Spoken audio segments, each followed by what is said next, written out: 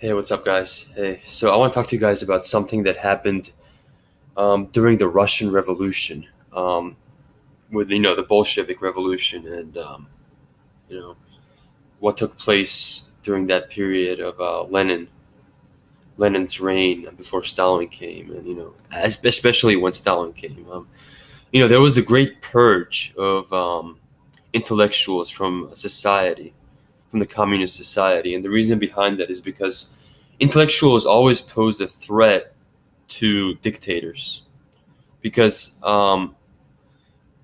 intellectuals have always been very smart people, and they have always had a lot of knowledge, and it's very hard to control a smart person in society. It's easy to control people who are the average, because they just follow along with the rules. They just do whatever you tell them, and they're like sheep, you know what I mean?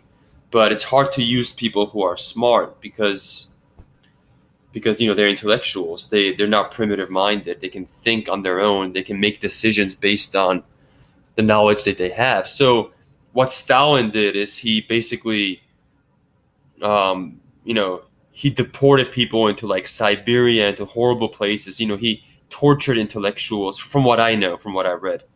um, and he gave orders to execute intellectuals, especially writers, thinkers, scientists, doctors, like people who are really the high class. You know what I mean? You're part of that society.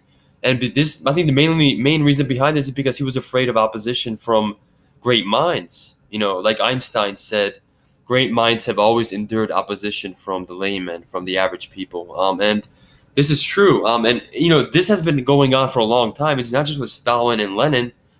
This has been going on throughout history for a very long period of time, because usually when someone becomes a dictator, what they primarily try to do is they try to eliminate intellectuals from society, the intellectual class, because you need to understand that the average primitive minded person is a slave to the system, in the sense that whatever they're told, as long as you give them security, as long as you give them money, they will, they're happy.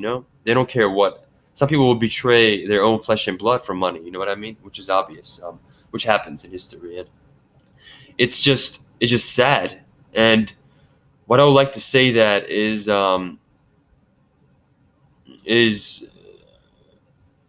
the Bolshevik Revolution, when Lenin came into power, he he obviously wanted to encourage the working class. But what happened is Stalin used Lenin's ideas and just took them to a very high extreme, in the sense that he did evil things. I mean, he took Lenin's ideas and philosophy, and Lenin was a very smart man. Well, obviously, so was Stalin, because Stalin has huge books that he wrote. But I mean, it's not just about the books.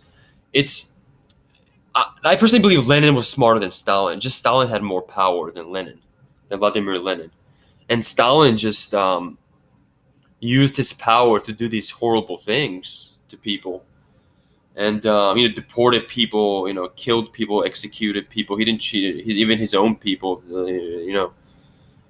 It's just bloodshed. Like with Tsar Nicholas in Russia, where they murder his entire family. It's just ridiculous. You know what I mean? History is full of bloodshed, and it's just you know, it's just sad. We'll make love, not war. Yeah.